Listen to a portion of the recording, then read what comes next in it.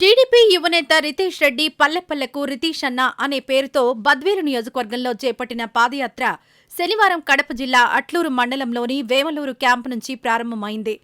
ఈ సందర్భంగా టీడీపీ నాయకులు, కార్యకర్తలు, ప్రజలు పెద్ద ఎత్తున పాదయాత్ర వెంట సాగారు. వేమలూరు, వరదరాజుపల్లె, కోనరాజుపల్లె, మాడపూరు, మన్యంవారిపల్లె, కమలకూరు టీడీపీ నేతలు గజమాలలతో ఘన స్వాగతం పలికి జన నీరాజనం మధ్య పాదయాత్ర సాగింది.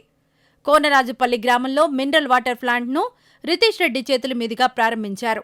ఈ సందర్భంగా రితీష్ రెడ్డి మాట్లాడుతూ, బద్వేలు టీడీపీ అభ్యర్థి రోషన్నను ఆశీర్వదించి గెలిపిస్తే తాను బద్వేలు నియోజకవర్గానికి పూర్వ వైభవం తీసుకొస్తానని పేర్కొన్నారు.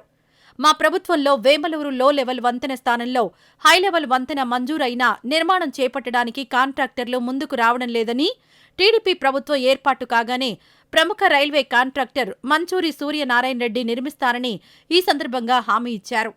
అలాగే మండలంలోని పెండింగ్లో ఉన్న తెలుగుగంగ కుడి, ఎడమ కాలువలను పూర్తి చేయిస్తామని, రోడ్ల సమస్యలు లేకుండా చూస్తామని, మండలంలో ఉన్న అన్ని సమస్యలను తెలుగుదేశం ప్రభుత్వం అధికారంలోకి వచ్చిన 100 రోజుల్లో పూర్తి చేస్తామని హామీ ఇచ్చారు.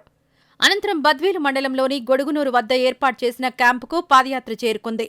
పాదయాత్రలో కడప టీడీపీ మైనారిటీ నాయకులు అమీర్ బాబు, మాజీ MLA K Vijayamma, Badvel TDP in charge Bojja Roshanna, Ritish Reddy వెంట నడిచారు.